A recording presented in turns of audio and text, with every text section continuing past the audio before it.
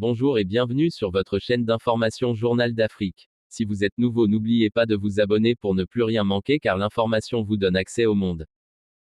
Les mercenaires russes de la sulfureuse société paramilitaire Wagner ont entamé leur déploiement au Mali, avec l'aide de Moscou, ont dénoncé jeudi une quinzaine de puissances occidentales impliquées dans la lutte anti-djihadiste et la formation des soldats dans ce pays. Pour autant, les signataires ne menacent pas directement Bamako d'un départ des forces étrangères, alors que Paris prévenait jusqu'ici que l'arrivée sur le territoire malien des paramilitaires de Wagner serait incompatible avec le maintien des soldats français déployés au Mali. Cette perspective fait l'objet depuis des mois de tensions croissantes entre la junte malienne au pouvoir et la France. Emmanuel Macron a renoncé à se rendre à Bamako lundi dernier. Nous condamnons fermement le déploiement de mercenaires sur le territoire malien, souligne dans un communiqué commun ces pays dont la France, l'Allemagne, le Royaume-Uni et le Canada, en dénonçant l'implication du gouvernement de la Fédération de Russie dans la fourniture d'un soutien matériel au déploiement du groupe Wagner au Mali. Selon une source gouvernementale française, on constate aujourd'hui sur place des rotations aériennes répétées avec des avions de transport militaire appartenant à l'armée russe, des installations sur l'aéroport de Bamako permettant l'accueil d'un chiffre significatif de mercenaires, des visites fréquentes de cadres de Wagner à Bamako et des activités de géologues russes connus pour leur proximité avec Wagner.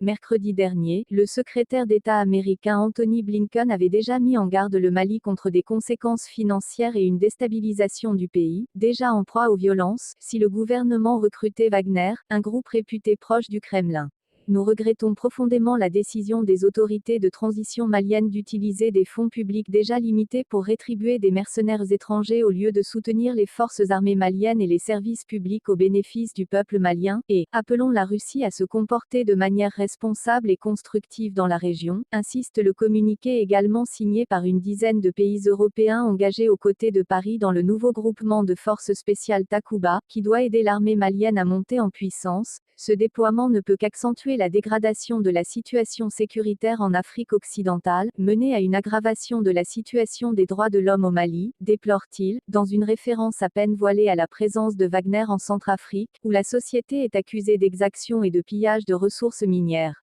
L'Union européenne a sanctionné lundi dernier le groupe Wagner ainsi que 8 personnes et 3 sociétés qui lui sont liées pour les actions de déstabilisation menées dans plusieurs pays d'Afrique, dont le Mali, et en Ukraine.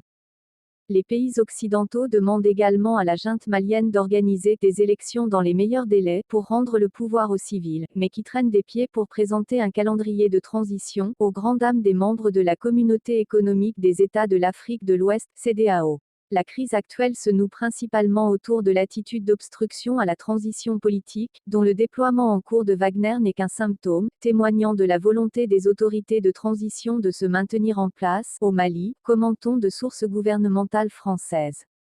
Toutefois, malgré la réticence du régime putschiste malien à quitter le pouvoir et le déploiement en cours des mercenaires russes, qui constituaient jusqu'alors une ligne rouge pour Paris, nous réaffirmons notre détermination à poursuivre notre action en vue de protéger les civils, de soutenir la lutte contre le terrorisme au Sahel et de contribuer à instaurer la stabilité à long terme, affirment les 15 pays.